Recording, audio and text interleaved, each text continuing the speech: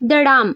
अचानक ही निशा और माला जी दोनों ही माँ बेटी के आगे कपड़ों से भरा बैग गिरा। दोनों ही दरवाजे की ओर देखती हैं तो सामने निशा का पति रोहित गुस्से में बड़ी बड़ी आंखें किए हुए निशा को घूर रहा था। अचानक दामाद का इतने गुस्से भरा रूप देख माला जी डर जाती हैं। फिर भी बड़ी हिम्मत करके उन्होंने रोहित से बोला, दामाद जी यह क्या तरीका है और यह बैग किसका है? माँ जी यह बैग तो आपकी बेटी का है। ये क्या तरीका है दामाद जी? इसके लिए यही सही है।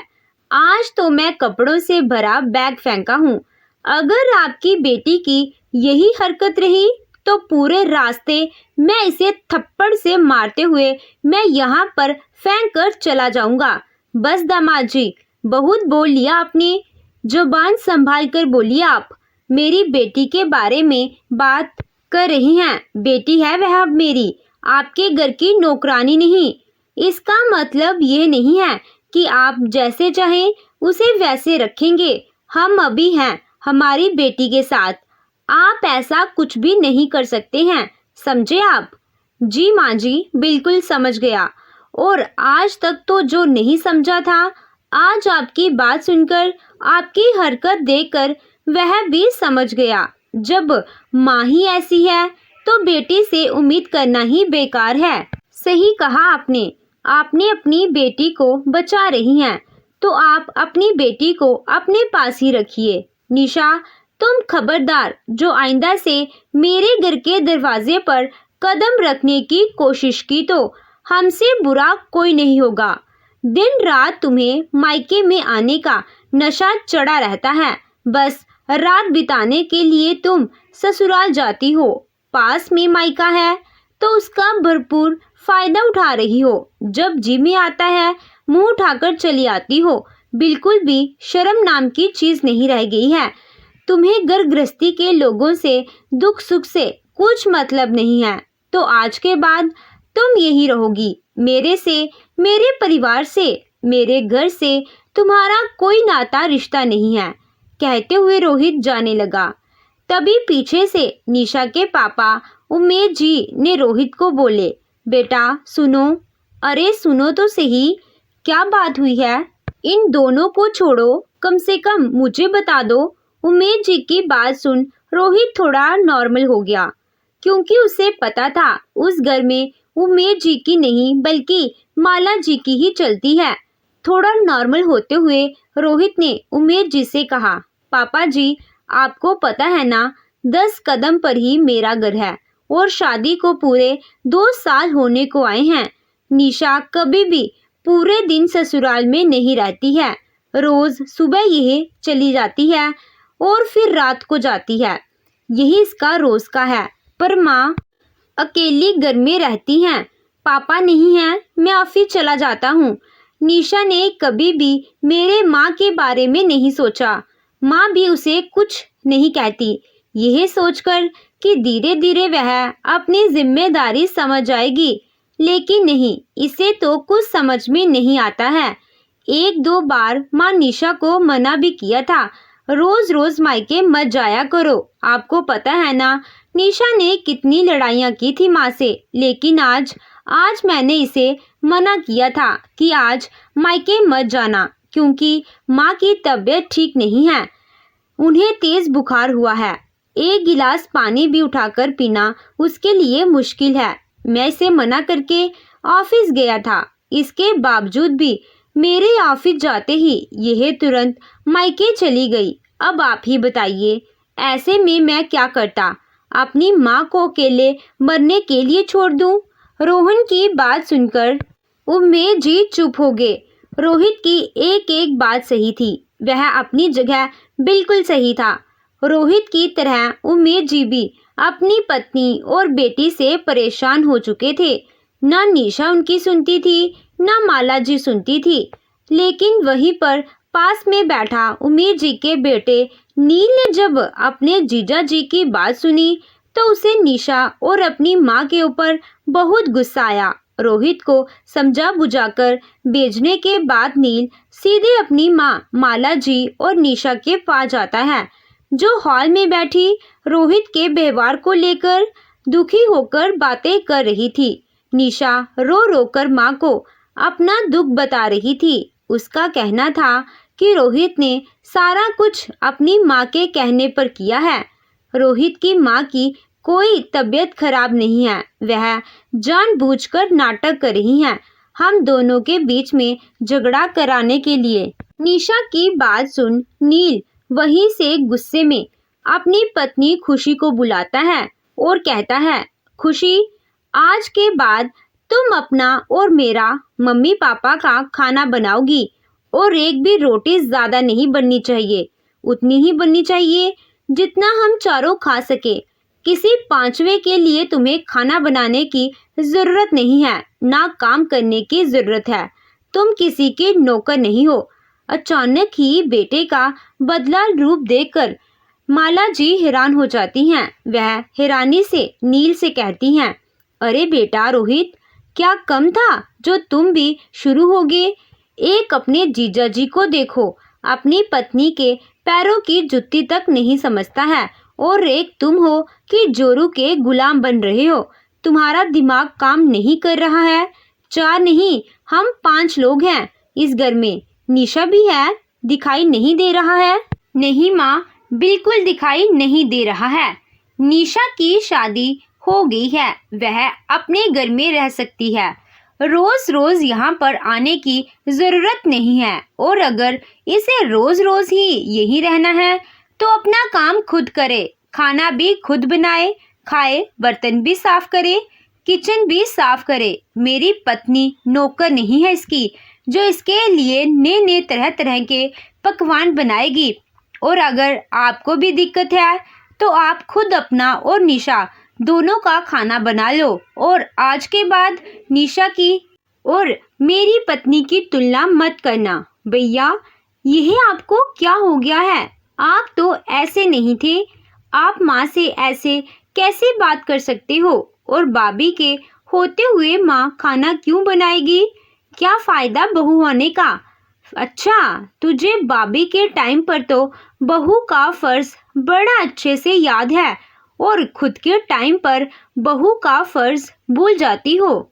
मेरी पत्नी सास ननद की सेवा करे, क्योंकि उसकी सास तुम्हारी माँ है।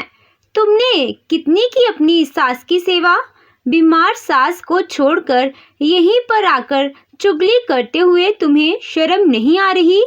तुम सिखाने आई हो रिश्तों की कदर करना। नील, यह क्या तरीका है अपनी शादीशुदा बहन से बात करने का? माँ, यह इसी के लायक है। इज्जत उसी को दी जाती है जो इज्जत के लायक रहता है। माँ, आपको हो क्या गया है? आपको समझ में नहीं आ रहा कि आपका लाड प्यार किसी दिन निशा का घर बर्बाद कर देगा। आज तो जीजा जी इसके कपड़े फेंक कर गए हैं, कल को तलाक के पेपर मुंह पर फेंक कर जाएंगे, और तुम कुछ नहीं कर पाओगी। तुम्हारे चलते उसकी जिंदगी बर्बाद हो जाएगी। पास में मायका होने का यह मतलब नहीं है कि जब जी चाहे मुंह उठाकर चले आओ। कोई तरीका होता है, महीने में 2 महीने में कभी आ जाओ, और आओ भी तो अपने घर गृहस्थी को अच्छे से सहेज कर, ना कि बूढ़ी बीमार सास को अकेला घर पर छोड़कर। अगर अचानक उन्हें कुछ हो गया या वह मर जाए तो दुनिया थूकेगी तुम पर। अरे माँ, अपनी ही बारे में सोच कर देखो, उनके दुख को अपने ऊपर लेकर देखो, तब तुम्हें उनके दुख के बारे में पता चलेगा कि जो काम तुम्हारी बेटी कर रही है, अगर वही काम तुम्हारी बहू करती तुम्हारे साथ तो तुम्हें कैसा लगता? तब तो तुम डिंडोरा पीटती पूरी दुनिया में, बहू की बुराइयां करती, 1000 गालियां देती, उसके माँ बाप तक जाती। आज बेटी के लिए एक शब्द मुंह से नहीं निकल रहा है। नहीं दोगी खुद के लिए गाली? नहीं उठाओगी अपने संस्कारों पर उंगली?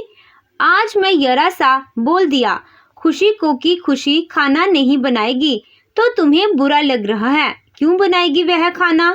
नौकर है वह भी, निशा की तरह किसी की बेटी है। उसकी माँ ने भी उसे लाड प्यार से पाला है। बिल्कुल सही कहा बेटा तुमने। पीछे से उमेश जी भी आकर नील की हाँ में हाँ मिलाते हुए बोलते हैं।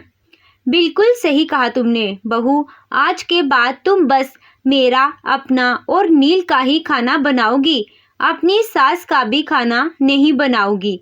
यह माँ बेटी खुद अपना बनाए और खाएं, दूसरों के लिए ना सही, अपने पेट के लिए तो करेंगी ही ना। और खबरदार बहू, जो तुमने उनकी किसी भी काम में मदद की या खाना देने की कोशिश की, अरे वाह, आज आपके भी पर निकल आए हैं। बेटा दामाद क्या कम थे जो आज आप भी शुरू हो गए। बुढ़ापे में भी जवानी आ गई है, ज्यादा जोश में आ गए हो। अभी तो तुमने मेरा जोश देखा ही नहीं है।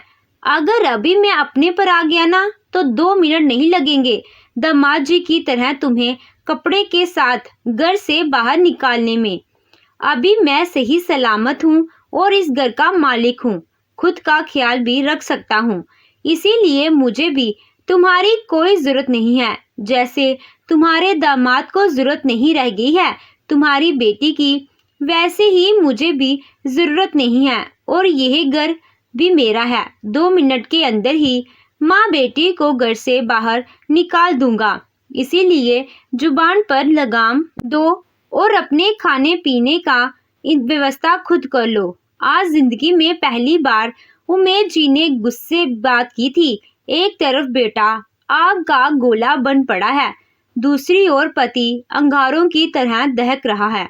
इन दोनों पर तो माला जी का न चली, ये दोनों उनके बस में थे तो ही इस घर में उनकी चलती थी। वह जो कहती थी वही होता था। लेकिन आज यही दोनों उनके खिलाफ हो गए, जिसके चलते माला जी की औकात ही 2 कौड़ी की हो गई थी।